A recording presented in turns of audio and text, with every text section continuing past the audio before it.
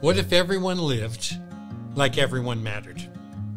Hi, I'm Dave Stone. Thank you for joining me.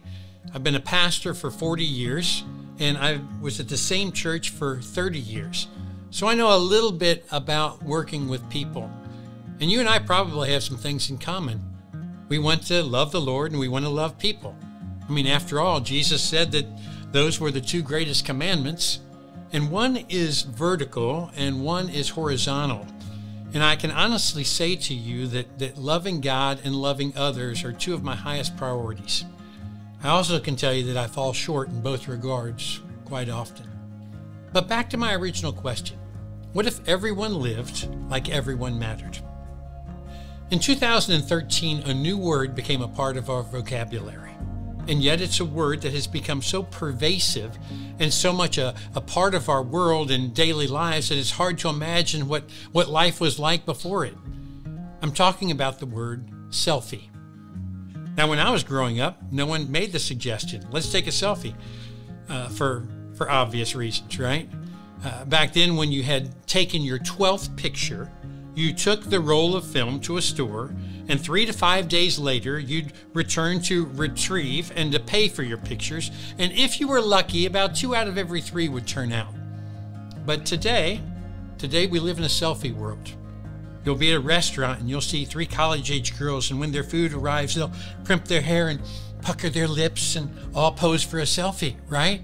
And they'll take a burst of 10 rapid-fire selfies in 2 seconds. Hey, I take selfies too, so I'm not throwing shade at you.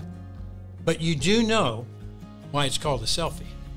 It's because the word narcissist is too difficult to spell. You see, somewhere deep within you and me is a sinful nature. And one of the ways it manifests itself is through this fixation to focus inward more than outward. So your tendency and my tendency is to look out for number one. Ever notice how when someone shows you a group picture, your eyes are quite naturally drawn to yourself and how you look in that picture? There may be a dozen pictures of the group, but you will only save to your phone the ones in which you look good. At least that's what I've heard other people do. If pictures were the only area that we struggle in, there would be no need for this series. But that's not the case. This inward focus is evident and prevalent in our dealings with family, friends, co-workers, acquaintances, and even strangers that we encounter. And focusing and honoring others feels odd and peculiar to us. But looking out for number one, well, that comes quite naturally for us. This is an introduction to the series, but we're going to cover 7 ways that you can form this habit of honoring others. And I'm going to take you on a journey. It's a trip where you will probably be taken out of your comfort zone, mainly because some of the expectations will go completely against the grain of what our culture encourages. Let me illustrate this for you, all right? Wherever you're watching this, whether you're in a group, whether you're by yourself, I want you to put both of your feet on the ground and put your hands on your knees. Now I want you just to cross your legs, okay? Now I want you to go back to square one. Now I want you to cross it the opposite way. Feels different, doesn't it?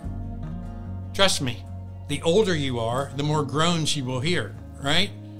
Now your first response was the natural way that you routinely do it. You didn't have to give it any thought. It feels natural because it is. It's how you always do it. And throughout this series, I'll be asking you different questions for you to consider. And for those of you who are in a group, I hope that you'll talk about your answers. These questions are meant to take this from a surface discussion to a deeper level that results in new actions and habits. In fact, we'll even put them up at the end of each episode, different questions. Questions like, how would your life be different if you were to intentionally change your focus from inward to outward? And for those of you who are watching by yourself, thank you so much for joining. I hope that you'll get someone else involved with this as well, and that you'll pass it on to them so that you'll have some points of discussion.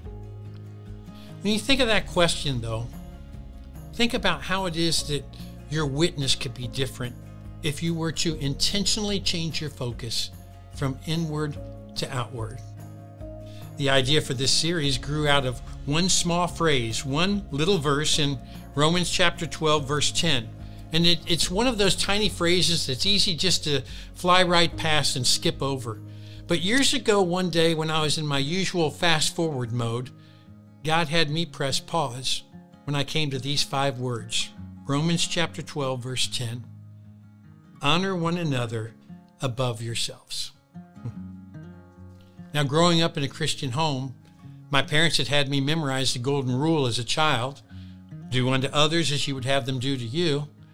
And I know that Jesus said to love your neighbor as yourself. But it seems that this is a more difficult task. Honor one another above yourselves. It's a change of focus. It's a change of priority. And it won't happen by accident. You can't really back your way into it. It will take effort and focus. But if you put this simple phrase into practice on a daily basis, it will revolutionize your life. And when you wake up every day, it becomes a new adventure. Simply put, what if everyone lived like everyone mattered? A few years ago, I started praying this prayer most every morning. Lord, today, will you cross my path with someone who I can show value to and spiritually encourage? Lord, intersect my life with someone who deserves and needs to feel honored and valued. Give me your eyes to see them. And every time I pray that prayer, my experience has been without fail that He always comes through. There have been times when I don't see the person and I miss the opportunity, but it's only because of my self-absorption or my hurried pace. But He is faithful, and He will always put them in front of me. It's just a question of whether or not I'll see them, and I'll take the time to honor them. Well, this is an introductory episode. It's my prayer that throughout these different episodes, you will stop seeing people as interruptions and that you will begin to see them for their potential and possibilities. When a person realizes they are valued by others, it changes everything. It might mean offering an olive branch to an undeserving former friend. Maybe it's asking your barista what they're looking forward to this week, or giving a pat on the back to a coworker who's going through a difficult time. Maybe it's smiling and taking an interest in someone who obviously feels all alone in a setting. Hey, this isn't rocket science that I'm asking you to undertake. No college degree is necessary, no past experience. I'm not even asking for references. I'm simply asking that you begin to look for and love people by honoring them above yourself. I see my wife constantly doing this. And time again, she is always saying to total strangers, "Oh, I love your hair," or "That color looks great on you." And sometimes the response that I hear someone say to her is, "You just made my day." Usually she will never see that person again, but on the day she saw them, she gave them value. Sometimes it leads into a conversation and a follow-up. Sometimes it's led into a friendship, and some have even led to that person embracing faith. You know, Jesus Christ was always breathing life into people who were overlooked, unwanted, or social outcasts.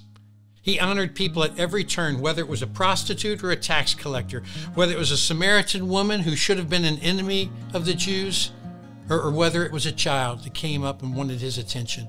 He honored them with His time and attention time and time again. Did you catch the title of this series? It's called Intentional, the habit of honoring others. I purposely chose that word intentional because, as I mentioned earlier, this won't happen by accident. In order for honoring others to become a regular routine, it will take effort, prayer, and follow through. And at first and at times, it's going to feel like crossing your legs in the less preferred way. You have to admit that it feels more natural to look out for number one, but throughout the Bible, Jesus is always suggesting or commanding to act in a countercultural way. So if we want to look more like Jesus, then we will have to live and act differently than our culture and seek to imitate Christ. In the course of this series, we'll unpack these 7 practical biblical ways that you can intentionally show honor and value to others.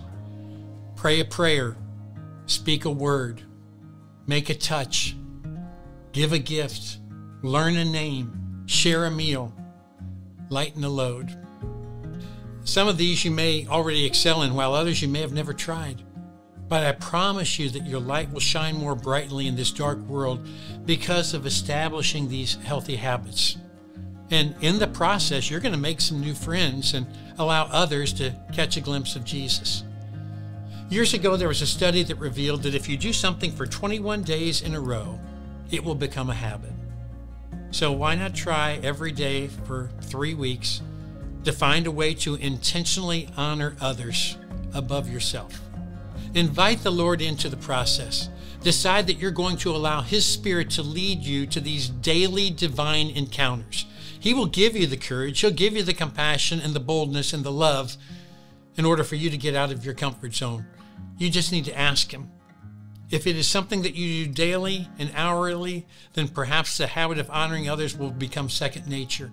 And if your journey is anything like mine, you'll find it to be extremely fulfilling and contagious. I look forward to learning together alongside of you on this journey.